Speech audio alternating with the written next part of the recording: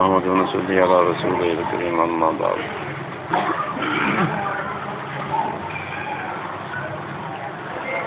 میرے عزیز دوستو ساتھیوں، ہماری مختصر سی محفل جو ہے یہ اصلاح کی لین سے ہے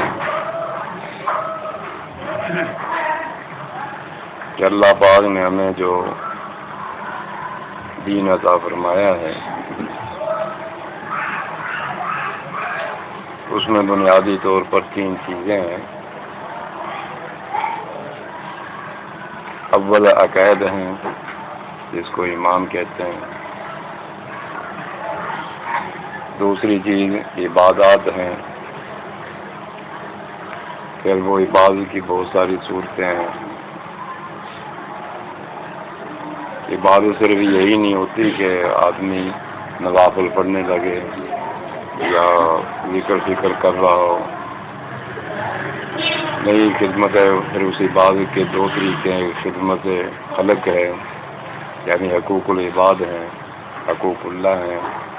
حقوق اللہ بھی عبادت ہے، حقوق اللہ بھی عبادت ہے اور حقوق العباد بھی عبادت ہے، کیونکہ وہ اللہ کا حکم ہے کہ کس کا کیا احترام کرنا ہے، کیا ادب کرنا ہے، کیا اس کے حقوق ہیں، یہ سب اللہ کی طرف سے ہے، تو یہ بھی عبادت ہوتی ہے۔ اس لیے ہمارے آقا دو جہاں صلی اللہ علیہ وسلم کے صحابہ اکرام نے بعض میں یہ بات تھی کہ وہ اگر ذاتی عبادت کر رہے ہوتے اور کوئی مسئلہ کسی مسلمان کا آ جاتا تو وہ اس کو چھوڑ کر اس کو حل کرنے کے لیے چل پڑتے تھے، کیونکہ ان کے نزدیک وہ بھی عبادت تھی۔ تو ایک تو عقائد ہیں، وہ سب کو معلوم ہے کہ اللہ وحدہ لا شریک ہے، اور انبیاء علیہ السلام پر ہم ایمان لاتے ہیں، اسی طرح اللہ کی جو نازل کی ہوئی کتابیں ہیں، اور قیامت کے دن پر یعنی مرنے کے بعد اٹھنے پر، یہ اس کا تعلق ایمانیات سے ہے، عقائد کے ساتھ اس کا تعلق ہے۔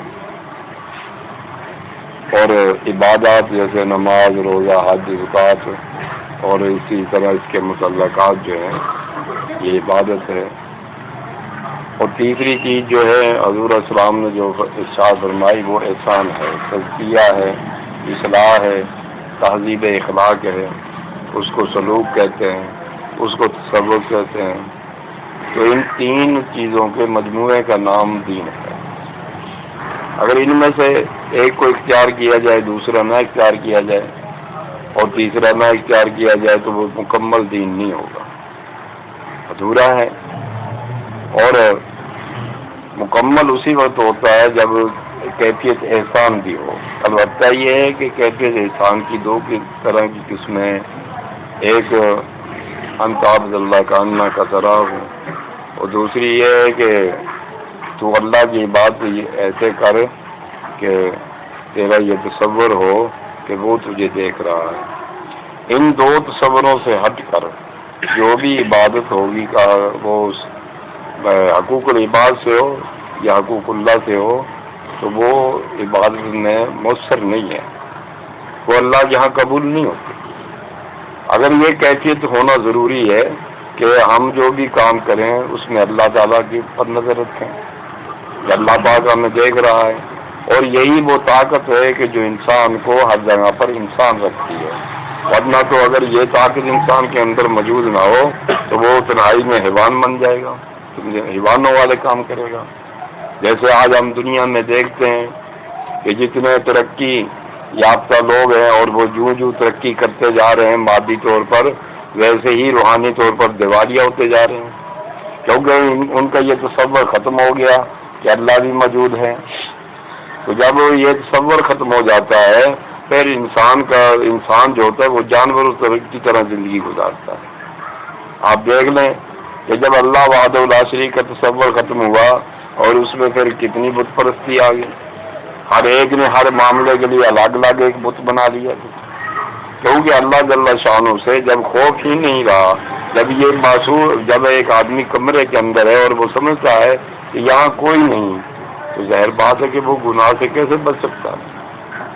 اگر اس کے تصور میں یہ ہو کہ بھئی یہاں پر بھی اللہ کی ذات موجود ہے، کیونکہ اللہ جل شانہ تو ساری کائنات میں یکساں ہے۔ یہ نہیں ہے کہ جناب کسی کمرے میں کم ہے یا نہیں ہے یا کسی جگہ پر ہیں۔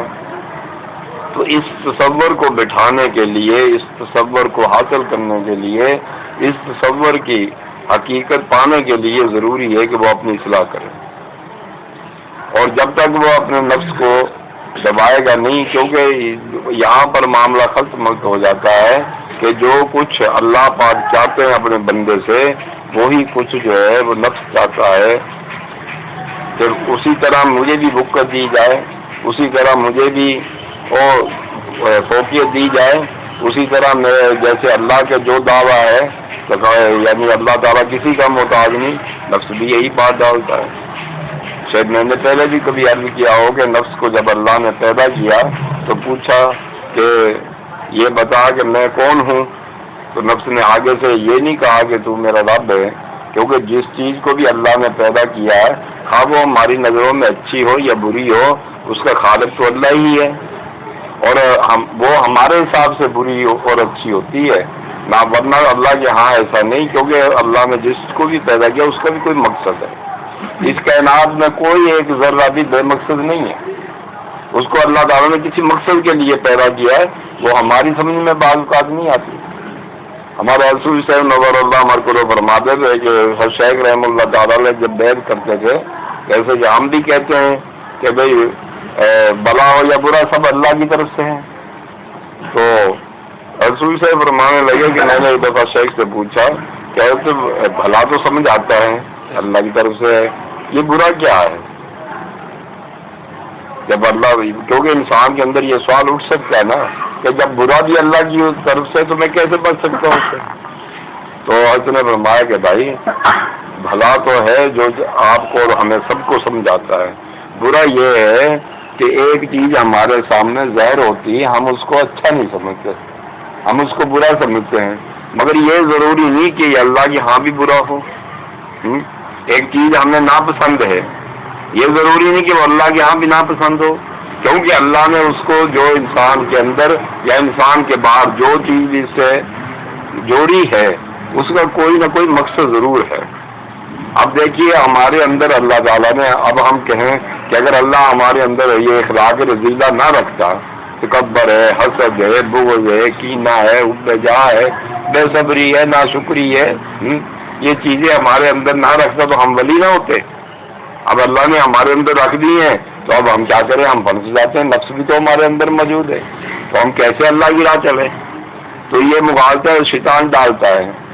تو میرے عزیز دوستو، بات یہ ہے کہ جو کچھ اللہ نے ہمارے اندر رکھا ہے وہ فی نفس ہی بری چیز نہیں ہے، البتہ اس کا استعمال ہم برا کر لیتے ہیں۔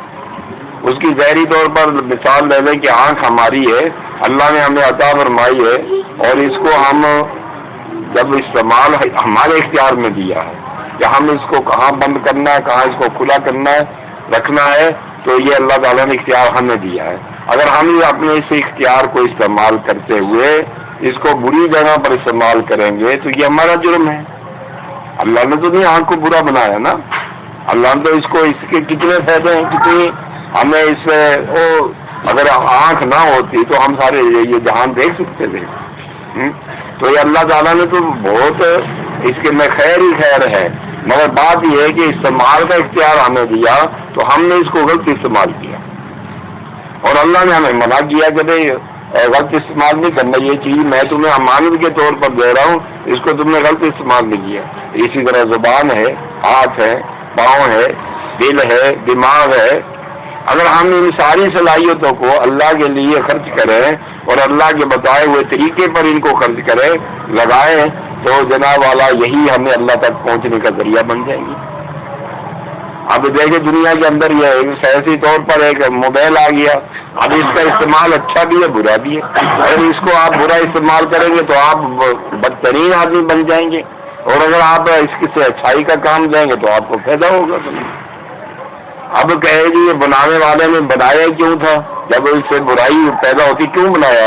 تو اس نے بنانے والے نے بنا دیا، اس پہ اعتراض نہیں ہو سکتا۔ یہ تو اعتراض ہم پہ ہے کہ ہم اس کا استعمال کس طرح کرتے ہیں۔ اگر ہم اس کو صحیح استعمال کریں تو اس کا ہمیں فائدہ ہے، اور آج دیکھ لیجیے کہ ہزاروں میل دور ہر آدمی جہاں چل رہا ہو پھر رہا ہوتا ہے وہ اپنے لوگوں سے رابطہ کر لیتا ہے نا. اگر یہ نہ ہوتا تو رابطہ بھی نہ کرتے. البتہ اس کا استعمال جو اس میں غلط کام ہے اور اس میں جب آدمی استعمال کرتا ہے تو پھر ظاہر بات ہے کہ اس کے اخلاق خراب ہوگی. تو خیر میں عرض یہ کر رہا تھا کہ اسی طرح ہماری جتنی باطنی صلاحیتیں ہیں تکبر کا ختم کرنا مقصود نہیں ہے. اس کو اللہ کے حکم کے مطابق ڈھالنا ضروری ہے. حسد جو ہے وہ ختم کرنا مقصود نہیں ہے. اس کو اللہ کی طرف جو ہے ڈھالنا ضروری ہے. دیکھیے نا اگر آدمی کے اندر حسد نہیں ہوتا تو وہ کوئی کام نہیں کرتا. اب اگر حسد ہوگا میں دیکھتا ہوں کہ یہ آدمی جناب والا روزانہ 100 رکعتیں پڑھتا ہے. اب میرے اندر یہ شوق پیدا ہو کہ یہ آدمی پڑھتا تو میں بھی پڑھوں. جس کو غبطہ کہتے ہیں. یعنی اگر حسد کی اصلاح ہو جائے تو وہ غبطہ بن جاتی ہے اور اگر نا اصلاح ہو تو یہ حسد ہے. اور یہ حسد ایسی چیز ہے جو انسان کو محسوس بھی کم ہوتی ہے. انسان کی نیکیوں کو یوں کھا جاتی ہے جیسے دن کی لکڑی کو کھا جاتی ہے.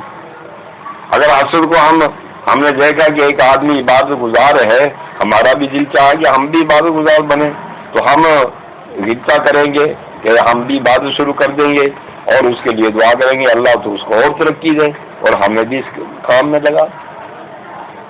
اسی طرح آپ دیکھیے تکبر کا ختم کرنا نہیں مقصود اس کا یہ ہے کہ اس کو راہ راست پر رکھیں. ہم جو اللہ نے چاہا ہے اس کے مطابق اس کو استعمال کریں. اللہ تعالیٰ دیکھیے اگر تکبر ختم ہو جائے کوئی مجاہد بھی کسی دشمن سے لڑائی نہیں لڑ سکتا کیونکہ اپنے کو طاقتور بڑا سمجھے گا تو لڑے گا. اگر اپنے کو طاقتور بڑا ہی نہیں سمجھتا تو وہ تو ڈھیر ہو جائے گا.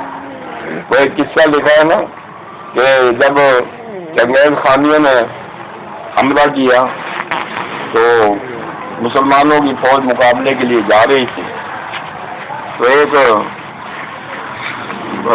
کیا نام ہے گوشے میں رہنے والا الگ تھلگ رہنے والے کو بھی جوش اٹھا کہ ہم بھی جہاد کریں. اس نے سپہ سالار کو کہا جی میں بھی چلوں گا جہاد کروں. انہوں نے کہا جی حضرت صاحب آپ یہیں بیٹھ کر ہمارے لیے دعائیں کرتے رہیں سمجھے آپ کیا کریں گے وہاں. انہوں نے کہا نہیں جی نہیں میں جاؤں گا تم مجھے محروم کرنا چاہتے ہو. انہوں نے کہا اچھا جی چلے. جب میدان میں پہنچ گئے خیمے لگ گئے اور سطحیں آراستہ ہو گئی تو اس نے کہا جی میں بھی آگے میدان میں لڑوں گا. انہوں نے کہا حضرت آخر سپہ سالار جس کو بنایا جاتا ہے وہ آج کل کا تو سپہ سالار بھی جو صرف مشینی کام ہوتے ہیں وہ زمانے میں سپہ سالار میں اتنی عقل اور سمجھ ہوتی تھی کہ اس آدمی کو دیکھ کر سمجھ جاتا تھا یہ میدان میں مار کھا کے آئے گا یا کچھ کر کے آئے گا. انہوں نے کہا کہ آپ یوں کریں پیچھے سامان کی رکھوالی کریں یہ بھی جہاد ہے. پیچھے خیموں میں آپ پہرا دیں. بڑی مشکل سے اس کو تیار کیا وہ پہرا مولانا روم نے لکھا یہ کس تو انہوں نے پہرے کے لیے تیار کیا وہ پہرا دینے کے لیے ٹھہر گیا. تو خیر مسلمانوں کی چنگیز خانیوں سے لڑائی ہوئی پتہ اللہ نے دی. واپس آئے تو وہ بڑا غصے ہوا. اس نے کہا دیکھو اگر میں میدان میں ہوتا تو میں بھی اپنے ہاتھ کا زور دکھاتا کسی کافر کو قتل کرتا. تم لوگ مجھے یہاں عورتوں کی طرح پیچھے چھوڑ گئے ہو اور میں جہاد نہیں کر سکا. تو سپہ سالار نے کہا کہ حضرت آپ کو پریشان ہونے کی ضرورت نہیں. ہم یہ قیدی لے کر آئے ہیں اور یہ قیدیوں کو اسلام پیش کیا نہیں مانتے یہ اور اسلام قبول نہیں کرتے. ہم آپ کو ایک قیدی لیتے آپ جا کر خیمے کے پیچھے اس کو قتل کر دیں کافر کا قتل کرنے کا ثواب مل جائے گا.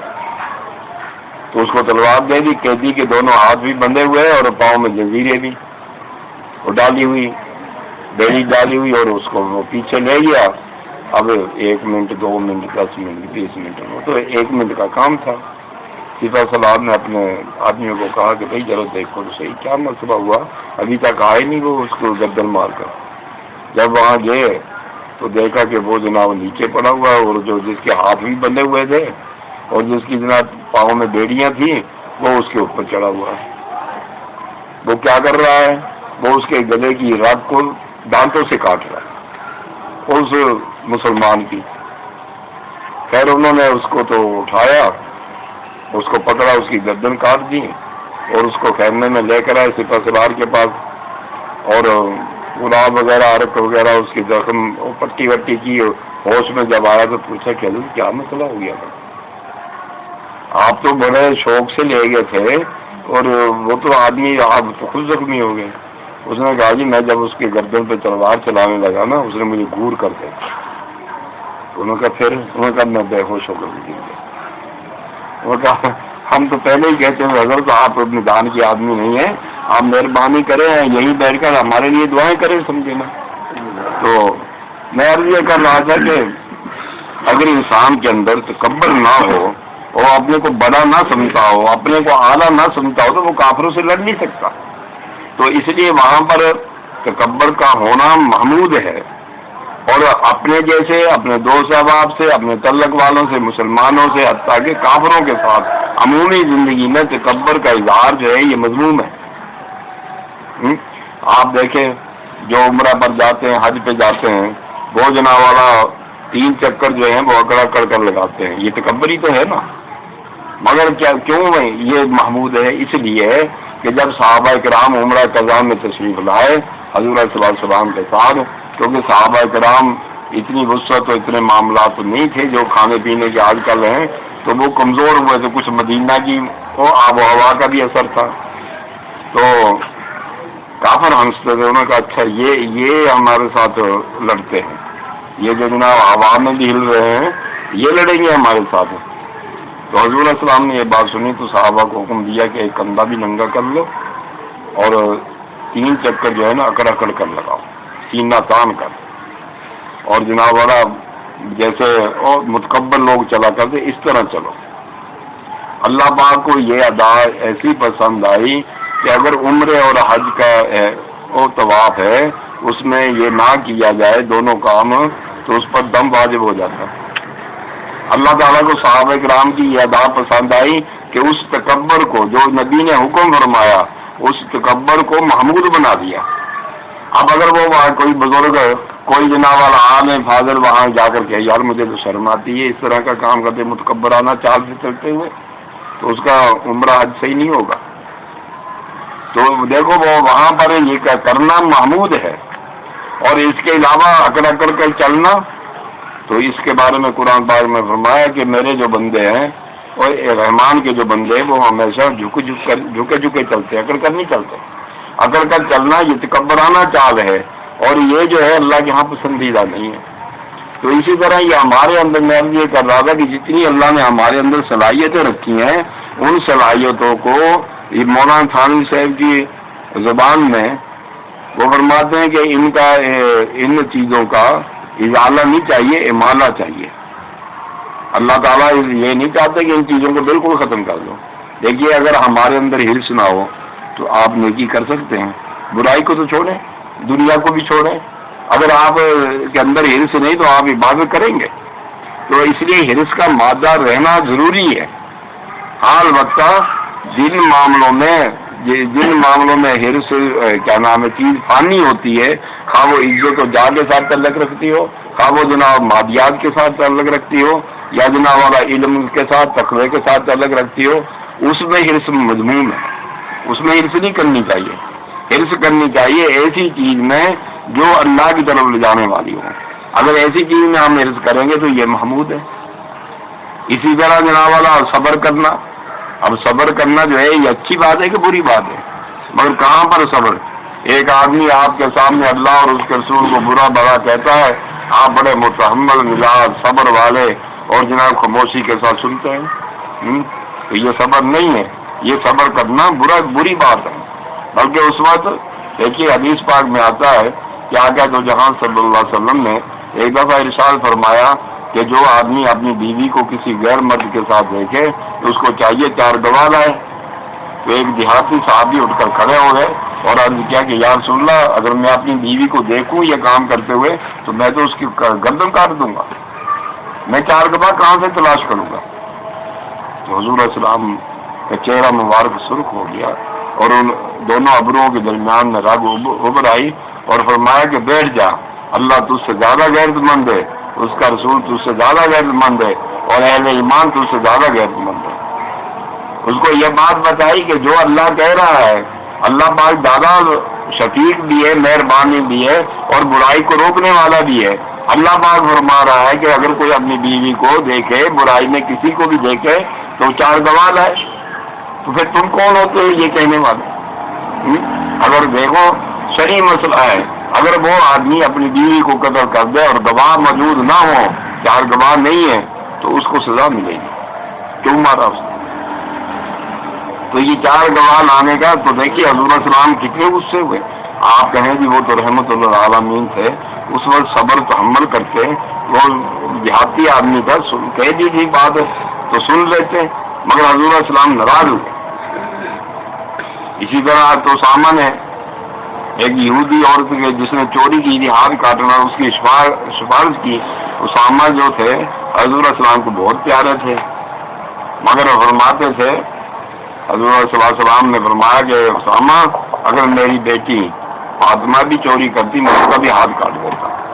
تو میں عرض یہ کر رہا تھا کہ حضور صلی اللہ علیہ وسلم نے حضرت اسامہ کو کہا کہ تم اللہ کی حدود میں دخل اندازی کرتا ہے. ناراض ہوئے. اس وقت حضور علیہ السلام نے صبر و تحمل کا مظاہرہ نہیں کیا، کیونکہ اس وقت ناراضگی کا اظہار کرنا یہ تربیت تھی اور ضروری تھا. اسی طرح اور بے شمار واقعات ہیں. تو خیر ابھی بات یہ ہے کہ ہم نے ان اخلاق کو، ان بد اخلاقیوں کو جو ہمارے اندر صلاحیت ہے اس کو اعتدال پر کیسے رکھنا ہے. اس کے لیے کسی شیخ کی صحبت کی ضرورت ہے. جب شیخ کو اختیار کر لے تو اس کے بعد پھر اگلا کام ہے وہ یہ ہے کہ 2 طریقے سے ان اخلاق رذیلہ کو، اس بد تہذیبی کو، تکبر حسد بغض کو ختم کرنے یعنی اعتدال پہ لانے کے لیے 2 طریقے ہیں. یا ایک طریقہ تو یہ ہے کہ ذکر اتنا کرے کہ یہ بد اخلاقیاں دب جائیں، اور دوسرا طریقہ یہ ہے کہ اپنے شیخ سے ان کے سامنے رکھ کر کہ جی میرے میں یہ مرض ہے، اس کا وہ جو علاج بتائیں وہ علاج کرے. تو یہ 2 طریقے ہیں. ایک تو ذکر اتنا کرے کہ یہ خود بخود دب جائیں، اور دوسرا طریقہ کیا ہے کہ اپنے شیخ کے پاس لے جائے کہ جی میرے میں تکبر ہے. تکبر کس طرح کا ہے اس کو صاف صاف بتا دے کہ جی میرے میں تکبر ہے حسن و جمال کی بنیاد پر، یا میرا تکبر جو وہ تقوی کی بنیاد پر ہے، یا میرا تکبر جو علمیت کی بنیاد پر ہے، اور یا میرا تکبر جو ہے وہ جناب والا حسب و نسب کی وجہ سے ہے. تو اس طرح جو اگر وہ اپنا تکبر بتائے گا تو انشاءاللہ تعالیٰ وہ پھر اس کا علاج بتائے گا. ایک علاج بتائے گا، اگر اس میں کچھ فرق پڑتا ہے تو وہ جاری رکھے گا، اگر نہیں فرق پڑتا پھر دوسرا علاج بتائے گا. کیونکہ اللہ پاک نے دنیا کے اندر مادی لین سے، جسمانی لین سے جو بیماری رکھی ہے، روحانی لین سے اس کا علاج بھی رکھا ہے. ایک وہ علاج ہے جو حضور علیہ السلام نے بیان فرما دیا، مگر ہر دور میں چونکہ اللہ اپنے بندوں کی اصلاح فرماتا ہے تو ہر دور کے جو شیخ ہوتا ہے اس کے دل میں ڈال دیتا ہے کہ اس کو یہ علاج بتاؤ، پھر اس سے فائدہ بھی ہوتا ہے. تو ان بد اخلاقیوں کو اعتدال کا یعنی ان کا مالا کرنے کے لیے یہ طریقہ ہے، اور اس طریقے کو اختیار کیے بغیر ہم ان کا عبداللہ نہ قطرہ تک نہیں پہنچ سکتے. جب ہماری یہ بد اخلاقیاں دب جائیں گی، اعتدال پر آ جائیں گی، پھر ہمارے اندر یہ جو روز روز کا گڑبڑ ہو رہی ہوتی ہے ختم ہو جائے گی، پھر ہماری توجہ اللہ کی طرف ہو جائے گی.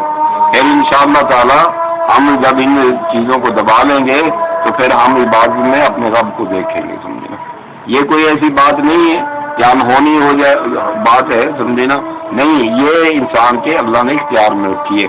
کیونکہ اللہ تعالیٰ نے دین کے اندر کسی ایسی چیز کو نہیں لائے جو انسان کے اختیار میں نہ ہو. اگر انسان ولی بننا چاہے، مثلا یہ 20 آدمی بیٹھے ہیں، اگر سارے تہیہ کر لیں کہ ہم نے اللہ کا ولی بننا ہے تو اللہ کے خزانے میں کوئی کمی نہیں، سب ولی بن جائیں گے. مگر اس کے لیے محنت مجاہدہ کرنا پڑے گا، اس کے لیے اپنے آپ کو اس بھٹی سے گزارنا پڑتا ہے. کیونکہ اللہ کا تعلق اسی وقت حاصل ہوتا ہے جب وہ مخلص ہو جائے. اگر وہ فرار کر رہا ہے تو اللہ تعالیٰ تو فرار کو جانتے ہیں نا، باقی تو سارے پنسے ولی پنسے نبی بھی. دیکھیے حضور السلام کی خدمت میں وفد آیا، انہوں نے کہا جی ہم مسلمان ہو گئے، آپ ہمارے ساتھ کچھ لوگوں کو بھیج دیں جو ہماری تعلیم کرے. تو چونکہ اللہ کی طرف سے وحی نہیں آئی تھی اس لیے حضور السلام نے 70 قاری بھیج دیا، عالم فاضل بھیج دیے جو یعنی صحابہ کرام میں زیادہ سمجھدار تھے، ان کو بھیجا ان کے ساتھ، مگر انہوں نے راستے میں گھیر کر ان کو شہید کر دیا. شہید ہونے کے بعد جبرائیل آئے اور انہوں نے بتایا इससे पता चला कि नबी को भी धोखा दिया जा सकता, कोई ऐसा हाल होता नबी उस धोखे में रहता नहीं, अल्लाह वही के जरिए बता देता है।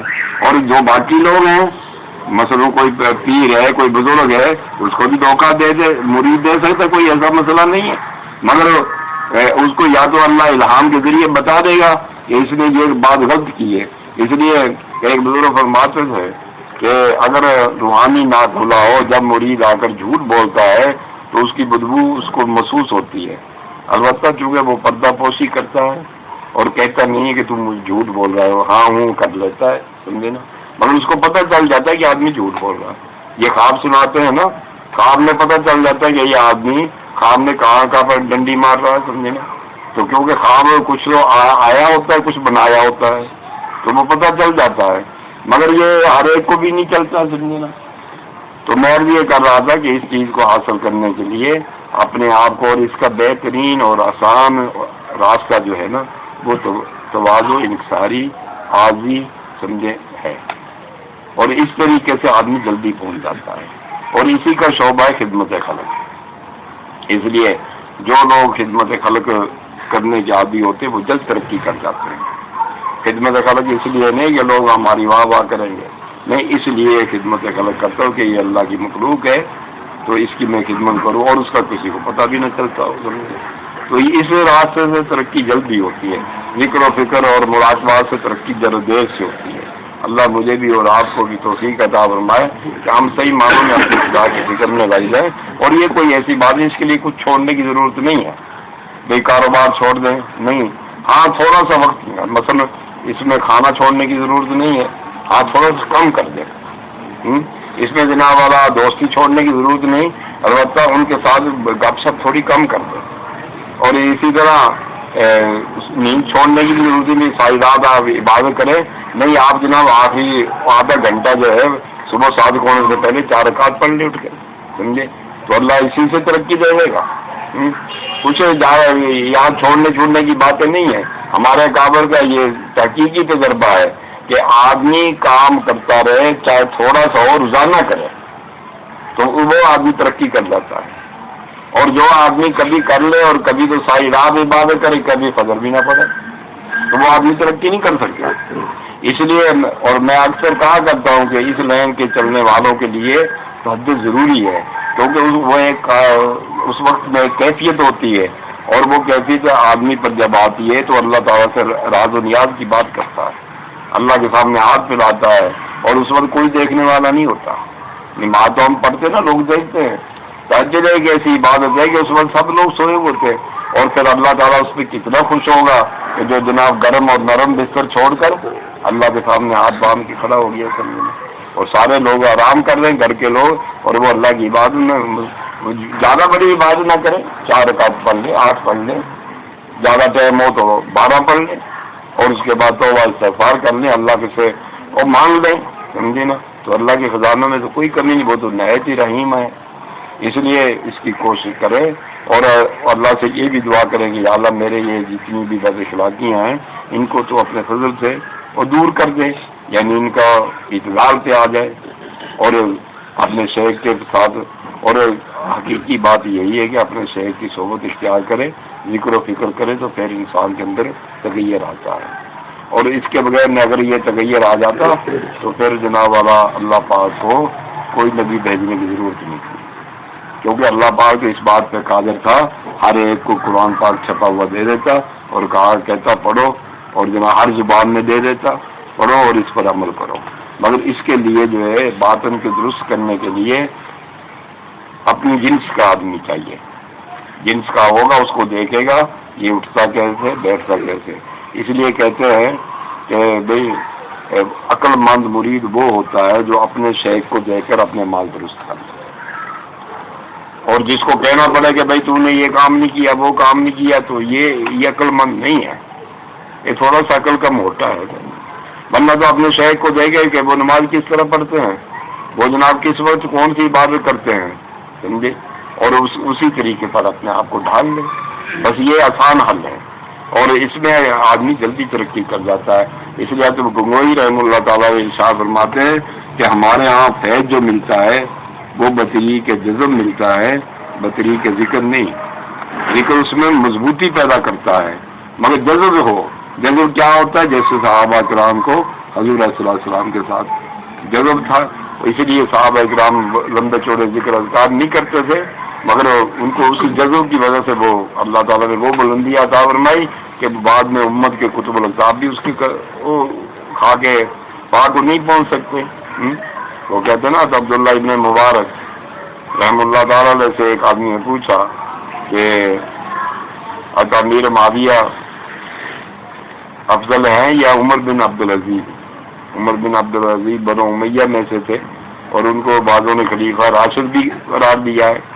تو حضرت عبداللہ ابن مبارک نے فرمایا کہ جس گھوڑے پر بیٹھ کر امیر معاویہ نے حضور صلی اللہ علیہ وسلم کے ساتھ مل کر جہاد کیا تھا، اور میدان جہاد میں جو گرد و غبار اڑی اور اس گھوڑے کے نتنوں میں پڑی، اور عمر بن عبدالعزیز تو اس کے برابر بھی نہیں ہے۔ یہ حضرت عبداللہ ابن مبارک نے بتا دیا کہ جس نے یہ صحبت سے کمال حاصل ہوا، ورنہ امیر معاویہ تو مسلمان 8 ہجری میں ہوئے، مگر یہ کیا کیونکہ صحابی رسول ہیں اور یہ کمال اس سے حاصل ہوا جو بعد والے اس کو نہیں حاصل کر سکتے۔ اس لیے جتنی اصلاح شیخ کی صحبت سے ہوتی ہے اتنی ذکر و اذکار اور فکر مراقبوں سے نہیں ہوتی۔ ہاں، اگر وہ شیخ کی صحبت میں بیٹھنے والا ہے اور ان کی خدمت میں رہنے والا ہے، پھر یہ مراقبہ اس کی ترقی کا ذریعہ بن جائے گا، یہ ذکر اس کی ترقی کا ذریعہ ہوگا، پھر اس میں مضبوطی آئے گی، اور اس کو اختیار کرنا چاہیے جہاں تک بھی ہو سکے۔ وہ تھانوی سے فرماتے تھے کہ بھئی اگر تمہیں فرصت ہے تو اپنے شیخ کی دلیل پر جا کر پڑھ لو، پھر وہاں سے اس وقت نکلو جب اللہ کے بن جاؤ۔ اب وہ کہتے ہیں آج کے دور میں کرنا کچھ نہیں ہے، نہ پیر کو پتہ ہے مرید کہاں ہے، نہ مرید کو پتہ پیر کہاں ہے، تو اب ترقی کس طرح ہوگی والے؟ تو مولانا تھانوی صاحب 6 مہینے کے لیے گئے تھے، تو 5 مہینے کے بعد حاجی صاحب نے فرمایا کہ بس تمہارا کام ہو گیا، اب جاؤ۔ 6 مہینے کا عزم لے کر گئے تھے مکہ مکرمہ، تو صحبت اختیار کی نا، صحبت کتنی اختیار کی، بس یہ واقعہ عرض کرنے کے بعد بات ختم کرتا ہوں کہ حاجی صاحب نے فرمایا کہ اشرف علی وہ ایک بزرگ ہے مکہ مکرمہ میں تھے اس زمانے میں، خلیل پاشا رحم اللہ تعالیٰ علیہ، حج نے فرمایا کہ ان کی زیارت کراؤ کسی دن جا کرنا۔ اب دیکھو شیخ کہہ رہا ہے، اپنے متعلق کو کہہ رہا ہے کہ زیارت کراؤ، تو خیر بات آئی گئی ہوگی۔ کچھ دنوں کے بعد حاجی صاحب نے پوچھا بھی وہ اشرف علی گئے تھے تم زیارت کرنا؟ چپ ہو گیا، انہوں نے کہا بھائی گئے نہیں تم خلیل پاشا کی زیارت کرنا؟ مولانا ثانوی صاحب نے پتا کیا فرمایا؟ کہا کہ حضرت میرے تو خلیل پاشا آپ ہیں، مجھے کیا ضرورت پڑی وہاں جانے کی، سمجھے؟ اور یہی وجہ تھی کہ ثانوی صاحب فرمایا کرتے تھے، ان سے کسی نے کہا کہ آپ نے بہت کتب دیکھی ہوں گی، انہوں نے فرمایا نہیں میں نے کتب بہت نہیں دیکھی، البتہ کتب ایک دیکھا، وہ حاجی امداد اللہ معظم مکی کو دیکھا، تربیت ان کی ساری حد گنگوئی نہیں کی۔ تو انہوں نے کہا کہ میں نے حاجی صاحب کو دیکھا ہے، کتب یعنی کتابیں زیادہ نہیں پڑھی، اور البتہ ایک کتب ضرور دیکھا ہے۔ تو اصل چیز تو یہ ہوتی ہے کہ آدمی اپنے شیخ کو جس درجے کا سمجھے گا اللہ ویسے ہی عطا کرے گا، کیونکہ اللہ نے دنیا کے اندر نظام رکھا ہے، اگر وہ چاہتا تو ڈائریکٹ کیا دیتا کہ تم میرے ہو میں تمہارا ہوں، بس ان کو پیر کے پاس جانے کی کیا ضرورت پڑی؟ مگر اللہ تعالیٰ کی سنت اللہ یوں ہی جاری ہے، 1,24,000 انبیاء السلام اسی بنیاد پر آئے، اور حضور السلام تشریف لائے، اور پھر حضور السلام نے امت کو خبر دی کہ میری امت کے علماء ربانی یعنی اولیاء اللہ جو ہیں وہ سابقہ امت کے نسل نبیوں کے ہیں، اور فرمایا کہ یہ وارث ہے میرے۔ تو وارث وہی ہوتا ہے نا جو اس کے کام کو کرتا ہے، اور جس کے پاس وہی فائدہ حاصل ہو جو صحابہ النبی علیہ السلام کے پاس حاصل ہوا۔ تو اللہ پاک ہم سب کو سمجھ عطا فرمائے، تو اس کی پوری کوشش کرنی چاہیے اور اللہ سے زیادہ تعلق بنانا چاہیے۔ میرے عزیز دوستوں، وقت تھوڑا ہے، یہ نہ سمجھو کہ ہم 60-70 سال جیئیں گے، سمجھے نہیں، اگر ہم 100 سال بھی جیے تو تب بھی تھوڑا ہے، کیوں؟ ہم کس سے تعلق بنانا چاہتے ہیں؟ اللہ پاک ہے نا، اور اللہ پاک کی ذات تو بہت بڑی ہے، اس کے لیے تو اربوں خربوں سال بھی ہو تو تب بھی بہت کم ہے نا، سمجھے؟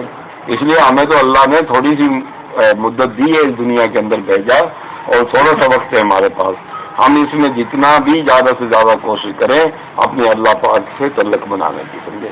اور اللہ پاک سے تعلق بنانے کی کوئی لمبا چوڑا مسئلہ نہیں ہے، اور صرف اس کے سامنے عاجزی ہے. اگر ہم عاجزی کو اختیار کر لیں تو اللہ پاک کا تعلق حاصل ہو جاتا ہے. کہتے ہیں نا ہمارے حضرت صوفی صاحب رحمہ اللہ فرمایا کرتے تھے کہ بھائی اس راستے کا مردود جو ہے نا وہ اور نامراد جو ہے وہ بامراد ہے.